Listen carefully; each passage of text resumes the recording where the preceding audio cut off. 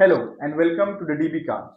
It is an initiative by the students and for the students to ask the question which is in their heart to the biggest people, entrepreneurs, academicians, researchers, and entrepreneurs. So, today we have with us a person who does not need any introduction, a person who is very enthusiastic and interested in sports as well as in the management. The person with 13 gold medals in the sports area and a biggest achievement in the field of education and management. I welcome Shri Manoj Balpande sir, President of Ambe Durga Education Society in this DBcast. Welcome sir. हमको समझ नहीं रहा था sir कि ये dB cast को हम कहाँ से स्टार्ट करें, किसको बुलाएं। तो हमें श्री गणेशा करने के लिए सर ने आपका नाम सजेस्ट किया और हमने जो हमारी टीम है हमने मीटिंग लिया और हमको लगा कि सबसे पहले जो हमारे गेस्ट को हम वेलकम करना चाहिए वो आपके अलावा कोई और रह नहीं सकता। तो I welcome here sir, welcome to DB cast. DB cast में मेरा आपने पहले मेरे को बुलाया है, उसके लिए मैं आपका सबका धन्यवाद करता हूँ। और जितने स्टूडेंट्स इसमें पार्टिसिपेट कर रहे हैं और उसमें इन्वॉल्व है उन सब का मैं इनको बेस्ट लक देता हूँ कि इनका जो डीबी कास्ट का जो प्रोग्राम है वो फुल्ली सक्सेसफुल हो और उनका उन्होंने जो थीम रखा है उसके पीछे या उनके जो एम्स है वो पूरे हो।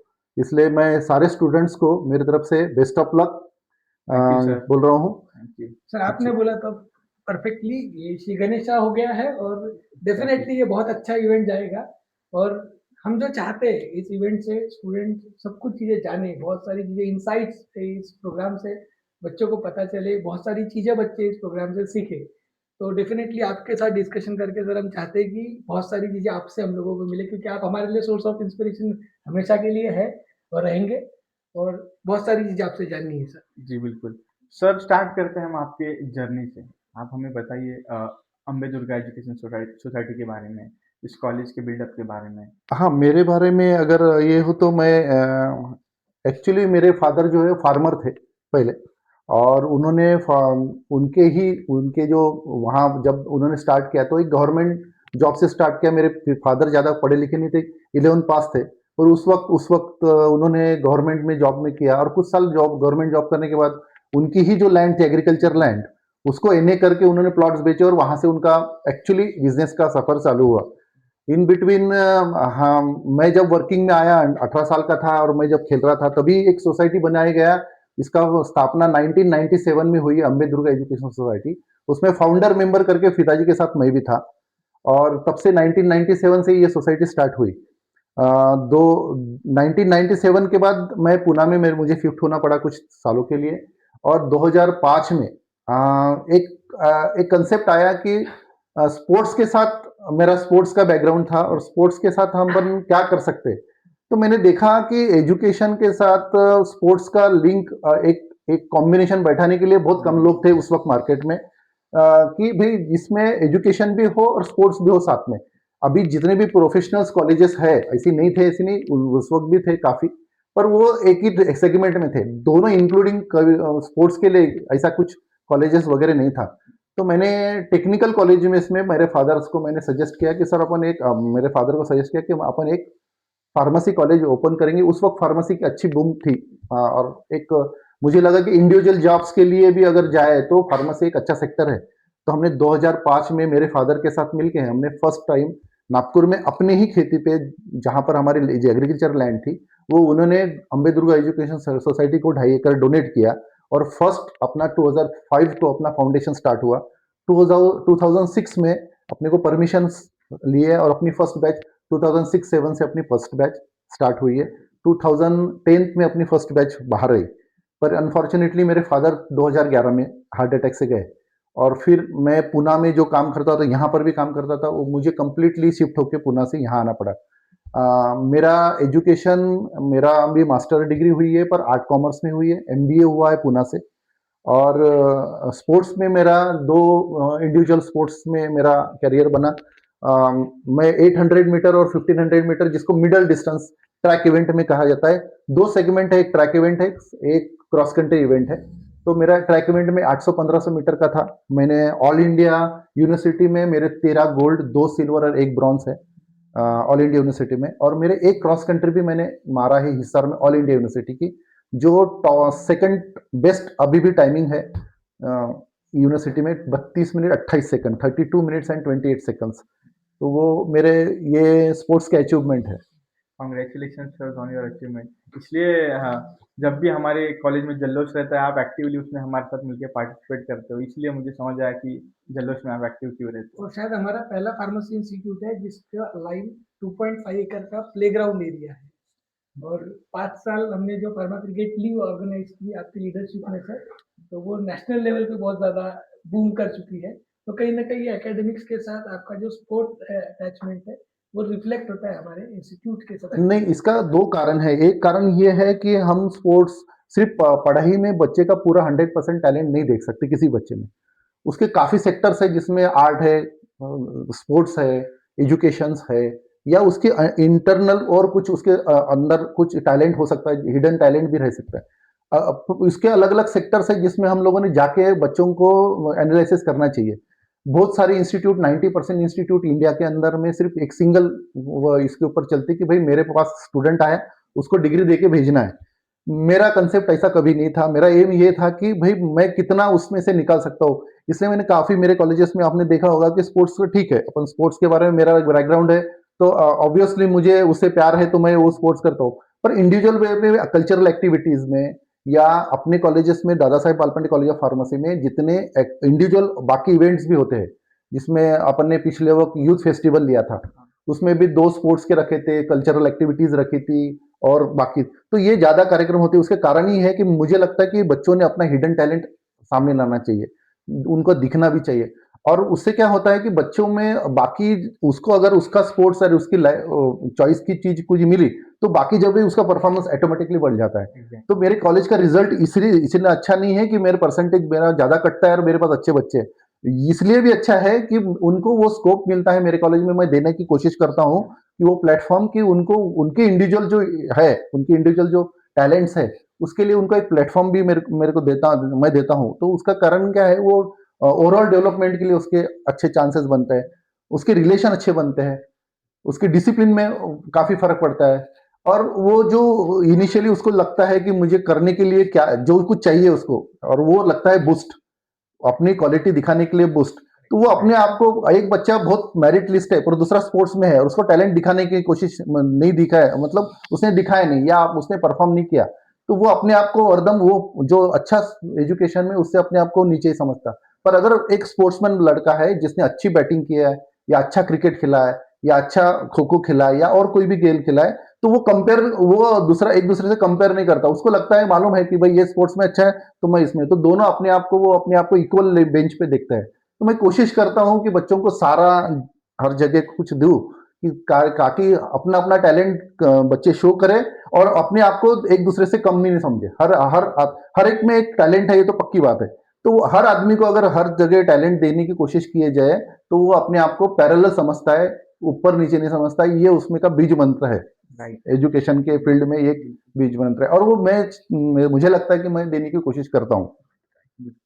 सर कंफर्ट स्पोर्ट्स में ज़्यादा या एजुकेशन या मैनेजमेंट? नहीं, ये पैरेलल है। एक एज होती है, एक उस वक्त का वो इन्फ्लुएंस रहता है या उस वक्त की चॉइस रहती है कि अपन अपना स्पोर्ट्स के, वो मैंने अपने लाइफ में पूरा अच्छे से जी लिया। 11 गोल्ड नेशनल्स में और इंटरनेशनल्स में खेला हूँ मैं, और बाकी जगह मेरा अच्छा टैलेंट था। तो मैंने देखा कि मैं जब स्पोर्ट्स के पहले मैं एजुकेशन में उतना अच्छा नहीं था। एजुकेशन में मेरा इतना अच्छा ये नहीं था, पर जिस दिन मैं स्पोर्ट्स में आया उसकी डिसिप्लिन मैंने देखी, डिसिप्लिन खिले, उसके स्टेमिना बढ़ा, मेरा सब कुछ देखने का एंगल बढ़ा। तो उसके साथ साथ मेरा ऑटोमेटिकली मेरा एजुकेशन भी मेरे अच्छा हुआ। मैंने मेरा जो मास्टर डिग्री है वो फर्स्ट क्लास में किया। मेरा बी फॉर्म डिग्री जो है, बैचलर डिग्री है, वो भी मैंने फर्स्ट क्लास में किया। पर मैं 12th तक की बिल्कुल अच्छा नहीं था। 12th मैंने सेकंड क्लास में पास किया है। तो मुझे ऐसे लगा कि अगर अपना टैलेंट शो किया जाए और अपन अपना टैलेंट शो करें और एक कॉन्फिडेंस बढ़े, तो उसका ओवरऑल डेवलपमेंट होती है। वो मैंने अपने आप में सीखा था, वही मैंने मेरे कॉलेज में अप्लाई करने की कोशिश की।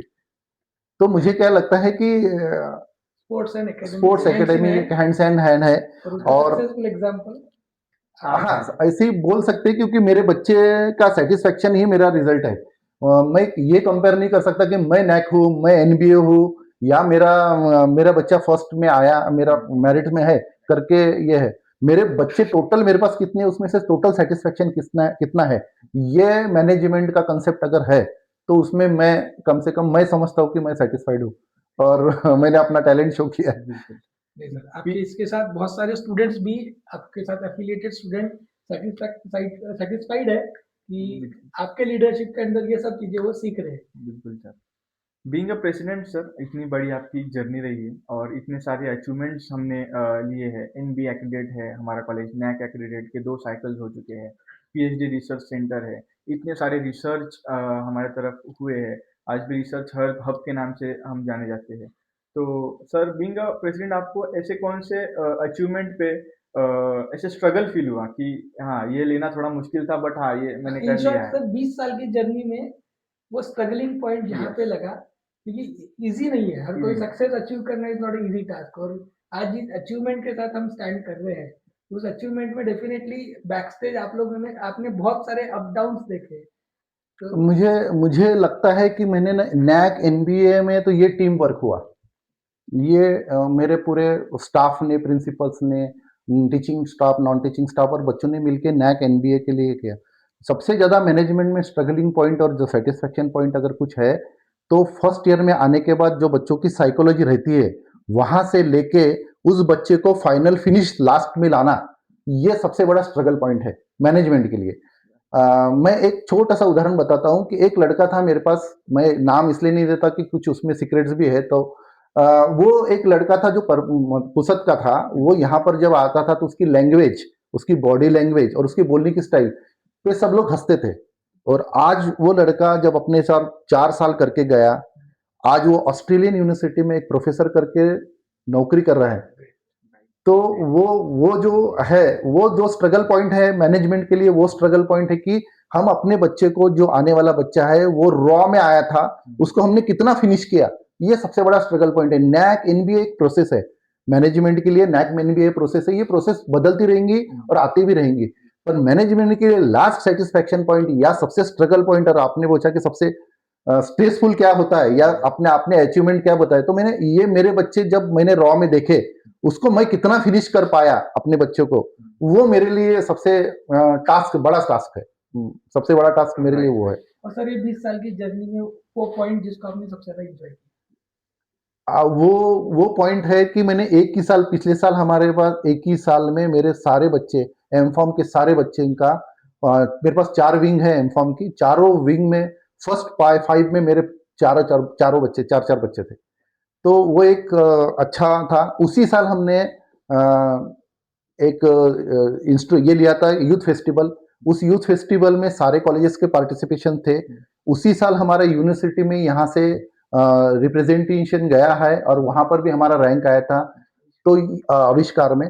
तो ये जो एक साल, पिछले साल 2024-25 का जो गया है, उसमें जो अचीवमेंट आए हैं, वो मुझे लगता है कि सबसे ज्यादा एंजॉय करना, सबसे एंजॉयबल था यार, क्योंकि सेटिस्फैक्शन कल्चरल मिलता है। में भी आया था, एजुकेशन में भी आया था और अदर सेक्टर में भी आया था। तो ओवरऑल जो डेवलपमेंट मुझे चाहिए थी वो मुझे 24-25 में मिली है।